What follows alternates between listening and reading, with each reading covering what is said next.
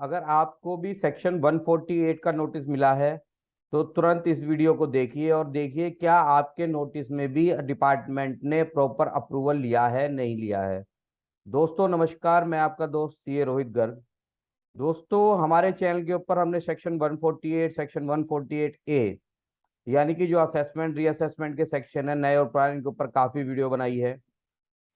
आज की जो वीडियो होने वाली है वो भी आपके लिए काफी इंपॉर्टेंट हो सकती है, तो तुरंत जो है इस वीडियो को देखिए और उसके बाद अपने नोटिस को चेक कीजिए।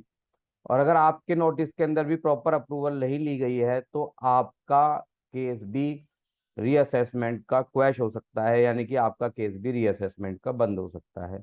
दोस्तों मैं यहाँ पे जो आज डिस्कस करने वाला हूँ वो पुराने जो सेक्शन 148 है, यानी कि जो हमारा सब्स्टिट्यूटेड सेक्शन है, जो हमारा हटा दिया गया है सेक्शन, उसके अंदर जो नोटिस इशू किए गए थे 31 मार्च 2021 तक, उसके रिगार्डिंग अगर आपको नोटिस मिला है उस ओल्ड सेक्शन के ओल्ड एक्ट के अंदर, तो आपके लिए वीडियो रेलिवेंट रहने वाली है। दोस्तों 148 के जो नोटिस है उसके अंदर डिपार्टमेंट को यानी कि असेसिंग ऑफिसर को जो नोटिस इशू कर रहा है, नोटिस इशू करने से पहले 151 सेक्शन के अंदर 151 सेक्शन के अंदर अप्रूवल्स लिखी हुई हैं कि उसको किस सीनियर अथॉरिटी से अप्रूवल लेनी है वो नोटिस इशू करने से पहले। दोस्तों आइए रीड करते हैं उस सेक्शन को।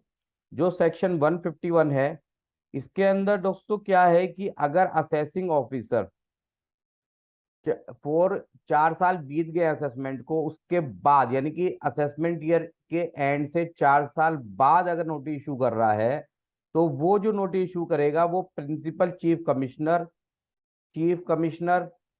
प्रिंसिपल कमिश्नर और कमिश्नर की अप्रूवल के साथ ही नोटिस इशू करेगा। यानी कि असेसिंग ऑफिसर फाइल को वहां पे पुट करेगा, केस को प्रिंसिपल कमिश्नर कमिश्नर जो भी यहाँ पे अथॉरिटी बताई गई है उनके सामने प्रेजेंट करेगा, और अथॉरिटी को अगर लगता है वो अपना रीजन रिकॉर्ड करेंगे सेटिस्फेक्शन कि ये फिट केस है रीओपन के लिए रीअसेसमेंट के लिए, तो वो परमिशन दे देंगे।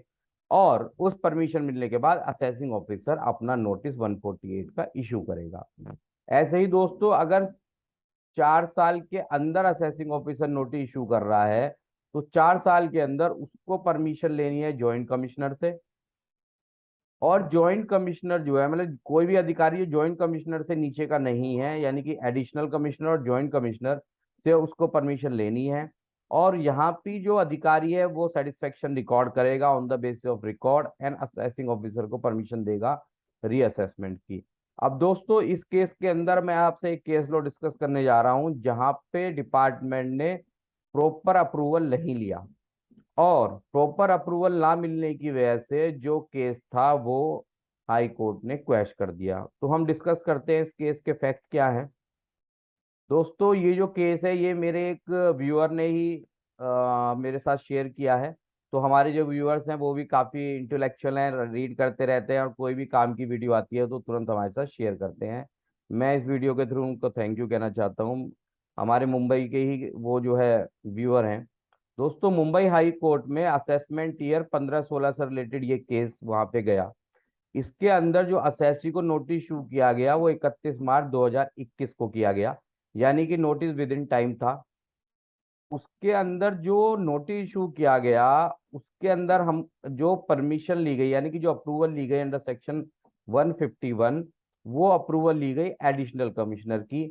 जबकि आपने देखा होगा क्योंकि 15-16 का जो असेसमेंट ईयर है उसके जो 4 साल हैं वो 17, 18, 19, 20 यानी 31 मार्च अगर 20 तक नोटिस दिया जाता तो उसके अंदर एडिशनल कमिश्नर या जॉइंट कमिश्नर की जो परमिशन थी वो सफिशिएंट थी। लेकिन यहाँ पे नोटिस इशू किया गया 31 मार्च 2021 को, यानी कि 4 साल से ज्यादा हो गए, तो यहाँ पे जो परमिशन चाहिए थी वो principal commissioner of income tax की चाहिए थी जो डिपार्टमेंट द्वारा नहीं ली गई।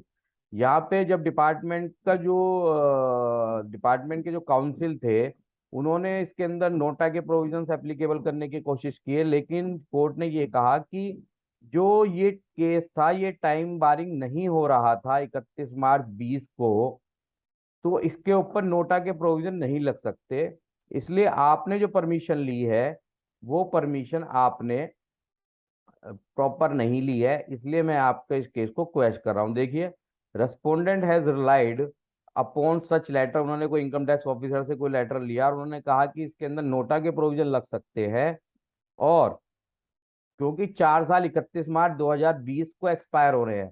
दोस्तों आप ध्यान रखिएगा, ये चीजें हमारे को और भी कई केस लो भी आने वाले हैं, उसके ऊपर ये आएंगे। यहाँ पे जो 4 साल थे वो 31 मार्च 2020 को एक्सपायर हो रहे थे, तो डिपार्टमेंट ने कहा कि जो नोटा के प्रोविजन के अनुसार हमारे को पावर मिल जाती है बढ़ाने की 31 मार्च 21 तक की, तो हम जो है एडिशनल कमिश्नर की अप्रूवल से भी काम चला सकते हैं। लेकिन यहाँ पे जो कोर्ट है उसने ये क्लियर कट कह दिया कि जो ये 31 मार्च, जो असेसमेंट ईयर 15-16 का जो ये केस था, ये टाइम बार हो रहा था 31 मार्च 2022 को, और जो हमें रिलैक्सेशन दिए गए हैं टोला के, वो उन चीजों के लिए दिए गए हैं जिनका टाइम बार 20 मार्च